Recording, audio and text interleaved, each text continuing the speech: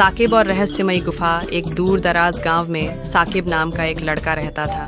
वह बहुत जिज्ञासु था और हर नई चीज़ को जानने का शौक रखता था। एक दिन जब वह पहाड़ों की ओर घूमने गया तो उसे एक रहस्यमयी गुफा दिखाई दी।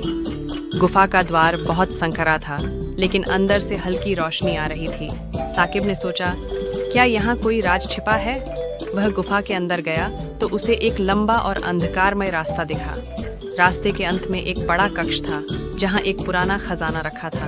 खजाने के साथ एक पुराना नक्शा भी था, जिस पर कुछ अजीब संकेत बने हुए थे। साकिब ने नक्शा उठाया और उसे पढ़ने की कोशिश की। नक्शे पर लिखा था, जो कोई भी इस खजाने को पाना चाहता है, उसे 3 रहस्यों को हल करना होगा। साकिब ने हिम्मत जुटाई और पहले रहस्य को हल करने के लिए तैयार हो गया। पहला रहस्य एक पहेली थी। मैं हवा हूँ, लेकिन मेरा भार है। मैं रोशनी हूँ, लेकिन छुआ नहीं जा सकता। मैं क्या हूँ? साकिब ने कुछ देर सोचा और फिर मुस्कुराकर कहा, यह छाया, साया है। जैसे ही उसने उत्तर दिया, गुफा की एक दीवार खुल गई और दूसरे कक्ष का रास्ता नजर आया।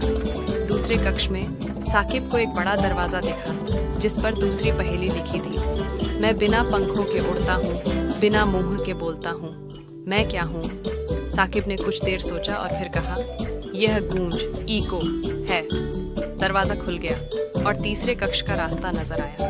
तीसरे कक्ष में साकिब को एक बड़ा संदूक दिखा, जिस पर आखिरी पहेली लिखी थी। मैं हर चीज को छूकर गुजरता हूँ, लेकिन कोई मुझे छू नहीं सकता। मैं क्या हूँ?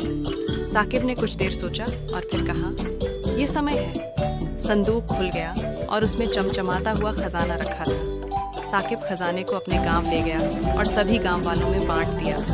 गांव वाले बहुत खुश हुए और साकिब को एक नायक के रूप में याद रखा। उस दिन के बाद साकिब ने यह सीखा कि जिज्ञासा और मेहनत से हर रहस्य को सुलझाया जा सकता है।